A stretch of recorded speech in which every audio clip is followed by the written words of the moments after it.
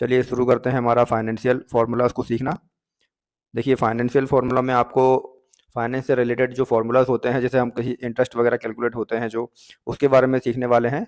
और इसमें देखिए आप क्लिक करेंगे तो आपको बहुत सारे फार्मूले यहाँ पर दिखाई देंगे। हम इन सारे फार्मूलों के बारे में वन बाय वन सीखने वाले हैं। सबसे पहले हम हमारे शुरू के दो फार्मूले देखेंगे, एग्रीसेंट और एक्रेंट एम। ठीक है, एक्रेंट जो है वो यूज़ होता है ब्याज कैलकुलेट करने के लिए, मंथली भी और ईयरली भी हम कर सकते हैं। लेकिन जो एक्रेंट एम फार्मूला होता है, ये फार्मूला यूज़ होता है जब हमारा पूरा टाइम जिसको भी कर्ज दिया गया है या किसी तरह का बॉन्ड वगैरह लिया गया है तो उसकी मैच्योरिटी होने पर, इसलिए लास्ट में इसके एम लगा दिया जाता है। What is ACCRINT function? ACCRINT क्या फंक्शन करता है? देखिए यहाँ पर इसकी स्टैंडर्ड डेफिनेशन मैंने लिखी हुई है।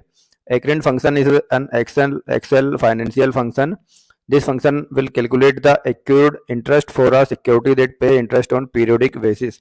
मतलब आपने कोई भी सिक्योरिटी वगैरह ली हुई है तो उस पर कितना ब्याज आपको मिल रहा है पीरियोडिकली, वो आप कैलकुलेट कर सकते हैं।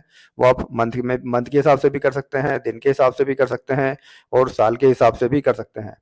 Accurate helps user calculate the accrued interest on a security such as bond where when that security is sold or transferred to a new owner on a date other than issue date or on a date that is an interest payment date। मतलब कि यही है कि अगर जैसे कोई bond वगैरह cell होते हैं, आजकल गवर्नमेंट भी कर रही है पब्लिक गवर्नमेंट के बॉन्ड खरीद कर गवर्नमेंट को उधार दे सकती है और इसके बदले में हमारी गवर्नमेंट हमें ब्याज चुकाती है।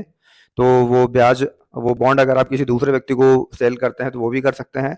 तो उसमें कितना क्या ब्याज आपके पास रहेगा वो आप डेट के हिसाब से भी कैलकुलेट कर सकते हैं और मंथ के हिसाब से भी कैलकुलेट कर सकते हैं।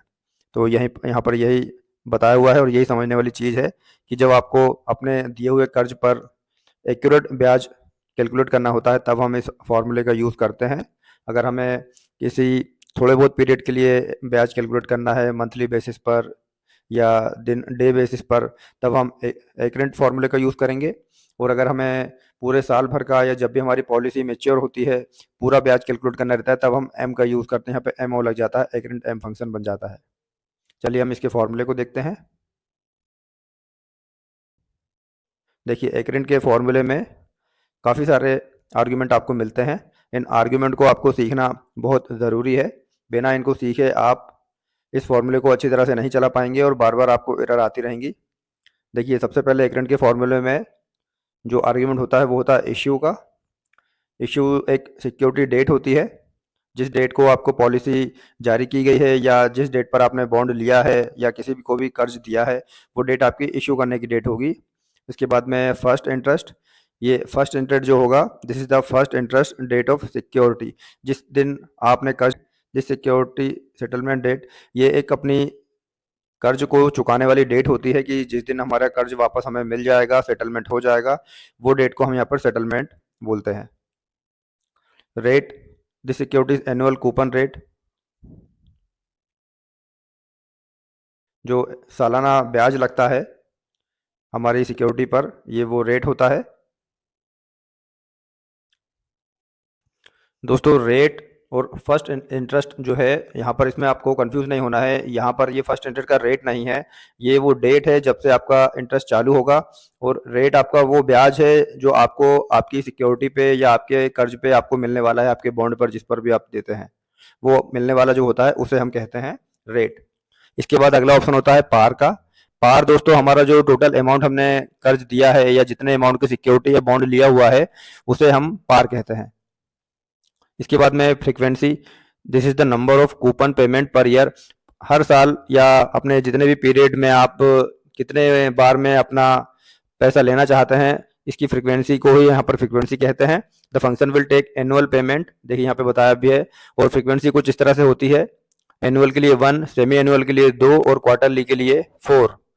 आप अभी जब फॉर्मूला यूज़ करेंगे तो आपको इन चीज़ों का बहुत अच्छे से नॉलेज हो जाएगा और आप समझ भी जाएंगे। इसके बाद में होता है बेसिस। दोस्तों बेसिस जो होता है वो नंबर ऑफ डेज होते हैं कि आप के टोटल ईयर में आप कितने डेज को मानकर पॉलिसी लेते हैं या देते हैं। जैसे कि हमारे इंडिया में 365 दिन का एक साल मानते हैं, कहीं कहीं पर इन पॉलिसीज में या बॉन्ड में इनकी संख्या अलग होती है, कहीं 360 भी होता है, कहीं 350 भी होता है। जब आप इसका आर्ग्यूमेंट देखेंगे तो आपको ये चीज़ और अच्छे से समझ में आएगी। वहाँ पे आपको दिखाई देगा कि आर्ग्यूमेंट में अब बेसिस में कितने डेज साल के हिसाब से मान रहा है या दिखा रहा है। इसके बाद दोस्तों लास्ट जो आर्ग्यूमेंट होता है वो होता है कैलकुलेट मेथड। यहाँ पे 0 और 1 के फॉर्म में हमें सेलेक्ट करना होता है, 0 यानी फॉल्स और 1 यानी ट्रू। तो आपको पता ही है जब आप एक्यूरेट इंटरेस्ट कैलकुलेट कर रहे हैं तो आपको हमेशा 1 ही लेना है। वैसे ये ऑप्शनल आर्गुमेंट है, आप इसे डालें या ना डालें कोई फर्क नहीं पड़ता, वो अपने से ही हमारा एक्सेल जो है वो 1 ले लेता है, क्योंकि उसे एक्यूरेट वैल्यू ही निकालनी है। तो दोस्तों आप अभी तक शायद ये सारे आर्गुमेंट समझ गए होंगे। अब हम इनका प्रैक्टिकल करके देखेंगे। अब दोस्तों यहाँ पर मैंने एक एग्जांपल शीट बनाई है आपको समझाने के लिए। देखिए हमने अपनी जो, समझ लीजिए कि हमने एक बॉन्ड गवर्नमेंट से खरीदा है, मतलब कि जितने का बॉन्ड हम खरीदते हैं उतना हम गवर्नमेंट को पैसा देते हैं, हमारे पास बॉन्ड की कॉपी होती है और वो हमारा एक डॉक्यूमेंट होता है कि इतने का बॉन्ड हमने गवर्नमेंट को दिया है, मतलब इतने का कर्ज हमने गवर्नमेंट को दिया हुआ है और गवर्नमेंट हमें उस पर जितना ब्याज देगी वो हमें कैसे क्या मिलेगा, कब कितना मिलेगा, वही हम यहाँ पे कैलकुलेट करने की कोशिश करेंगे। देखिए हमने मान लीजिए कि 1000 का बॉन्ड लिया हुआ है। ये देखिए यहाँ पर हम लिख लेते, सॉरी 1 लाख का हमने बॉन्ड लिया हुआ है, 1 लाख हमारा पार होगा। ठीक है, इश्यू डेट वो रहेगी जब हमने लिया है, समझ लीजिए हमने 1 तारीख को लिया है, 1/2/2024 को। फर्स्ट इंटरेस्ट डेट, मतलब हमारा इंटरेस्ट जिस डेट से शुरू होगा वो इससे होगा 2/1/2024 से, सॉरी 2/3, यहाँ पे मैंने गलत लिख दिया है, 2/2/2024 से। और सेटलमेंट डेट, मतलब हमने 1 साल की पॉलिसी या बॉन्ड लिया हुआ है तो हमारी सेटलमेंट डेट इससे जस्ट 1 साल बाद की होगी, 1/2/2025 के। उस पर हमारा सालाना जो इंटरेस्ट रेट है वो 8% है टोटल वैल्यू का, मतलब हमारी वैल्यू 1 लाख है, हमने जो लिया हुआ है। फ्रीक्वेंसी हम एक ही रखते हैं, हमें एक ही मंथ में अभी निकालना है, बेसिस से छोड़ दीजिए। ये अपने आप से ये वही होता है, मतलब कितने दिन साल के हम मानते हैं वो होता है। इसे हम मोस्टली अभी 0 ही लेते हैं और यहाँ पर कैलकुलेशन मेथड भी वही है, आपको ट्रू या फॉल्स में से कुछ भी सेलेक्ट करना रहे तो हम यहाँ पे 1 ही करेंगे, ट्रू ही लेंगे। चलिए अपना फॉर्मूला यूज़ करते हैं। इसका प्रैक्टिकल करने के लिए फॉर्मूले का हमने एक सैंपल शीट बनाई है। चलिए शुरू करते हैं। हमने यहाँ पर हम 1 साल का हमारा इंटरेस्ट निकालेंगे कि कितना हमें मिलेगा इस फॉर्मूले की हेल्प से। तो हम यहाँ पर लिखते हैं इज इक्वल टू, देखिए हम ACC लिखा तो ये अपने आप ले लिया है, हम इस पर क्लिक करते हैं। इसके बाद ये हमसे पूछ रहा है इशू, तो इशू डेट हमें यहाँ डालनी होगी जो हमारी है ये वाली, तो हम यहाँ पर इस पर क्लिक कर देते हैं इस सेल पर। उसके बाद में कॉमा लगाएंगे। फिर अगला ऑप्शन हमसे पूछ रहा है फर्स्ट इंटरेस्ट डेट। देखिए यहाँ पर डेट नहीं लिखा तो आप कंफ्यूज मत होना, कई लोग यहाँ पर रेट डाल देते हैं। हम यहाँ पर फर्स्ट इंटरेस्ट डेट ही डालेंगे, रेट नहीं डालेंगे, क्योंकि ये ब्याज नहीं पूछ रहा है, ये वो डेट पूछ रहा है जब फर्स्ट इंटरेस्ट आपका लगेगा। फिर हम कॉमा लगाएंगे। इसके बाद में सेटलमेंट पूछ रहा है, सेटलमेंट डेट हमें यहाँ डालनी होगी जो है 1 साल बाद की, 1/2/2025। ठीक है, इसके बाद हम रेट पूछ रहा है, रेट दोस्तों अब होगा ब्याज जो हमें सालाना ब्याज मिलने वाला है 1 साल का। इसके बाद हम फिर कॉमा लगाएंगे। इसके बाद फिर पूछ रहा है पार, पार मतलब आपकी टोटल जो कैपिटल है, आपने जो उधार दी हुई है, जिसका बॉन्ड आपने लिया है वो। इसके बाद में फिर कॉमा लगाएंगे।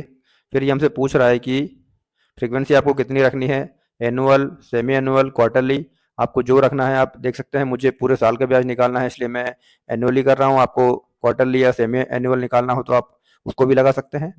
ये मैंने सेमी एनुअल यहाँ पे डाल दिया, गड़बड़ हो गई।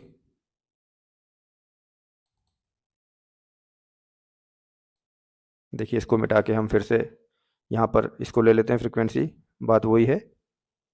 इसके बाद फिर कॉमा लगाएंगे। फिर उसके बाद में दोस्तों ये पूछ रहा है बेसिस।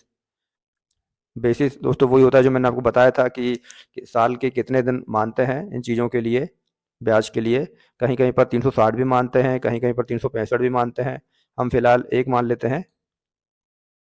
उसके बाद में फिर अपने फॉर्मूले पर वापस आएंगे। तो ये हमसे बेसिस पूछ रहा है तो हम बेसिस को यहाँ पर सेलेक्ट कर लेंगे 0।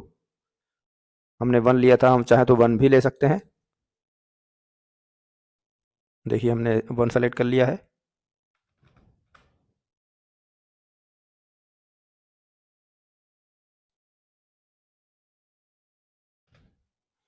और जब एंटर करते हैं तो देखिए हमें 1 साल का ब्याज मिल गया।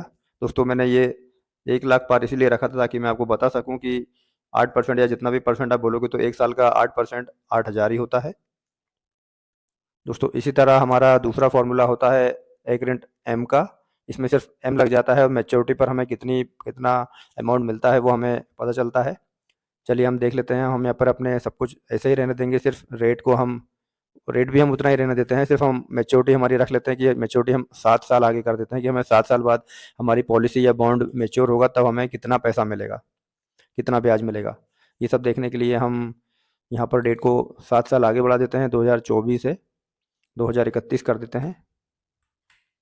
ठीक है, फिर हम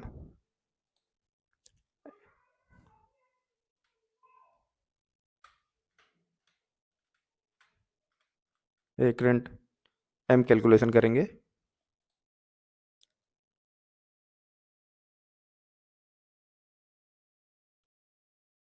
यहाँ पर हम इज इक्वल टू लगाएंगे, उसके बाद में लिखेंगे ACC। तो देखिए ये एग्रेंट एम का फार्मूला नीचे आ रहा है, हम इसे सेलेक्ट कर लेंगे। फिर ये हमसे पूछ रहा है इश्यू। दोस्तों इश्यू डेट हमारी वही रहेगी जो थी। फिर हम कॉमा लगाएंगे, उसके बाद में पूछ रहा है सेटलमेंट। तो सेटलमेंट डेट हमारी 2031 की रहेगी। फिर हमसे पूछ रहा है रेट, आपका ब्याज का रेट जो रहेगा वो आपको यहाँ देना है। फिर आपको पार पूछ रहा है, पार यानी कि आपका टोटल अमाउंट कितना है वो देना है। फिर आपको बेसिस पूछ रहा है, तो बेसिस आप एक्चुअल दे सकते हैं या जीरो भी दे सकते हैं, जो भी आप देखना चाहें। फिर आप ब्रैकेट को बंद करेंगे और इंटर दबाएंगे। तो देखिए 7 साल बाद हमें टोटल कितना ब्याज मिलेगा, 56005, यानी कि 56,000 रुपये हमें टोटल ब्याज मिल जाएंगे। आप 8 का टेबल 7 टाइम्स पढ़ेंगे तब भी इतना ही आएगा। तो दोस्तों बहुत ही सिंपल होता है, अगर आप थोड़ा सा दिमाग लगाकर समझने की कोशिश करें। दूर से देखने पर ये फॉर्मूले लोगों को उबाऊ लगते हैं, बोरिंग लगते हैं, लेकिन अगर आप थोड़ा सा दिमाग लगाएंगे तो ये फॉर्मूले बहुत आसान हो जाएंगे आपके लिए। दोस्तों अगर वीडियो अच्छी लग रही हो तो चैनल को सब्सक्राइब कर लीजिए और वीडियो को लाइक कर दीजिए। अपने सभी दोस्तों के साथ शेयर भी कर दीजिए जो एक्सेल सीखना चाहते हैं, जो एक्सेल में अपनी स्किल्स को इम्प्रूव करना चाहते हैं। चलिए मिलते हैं अगले वीडियो में।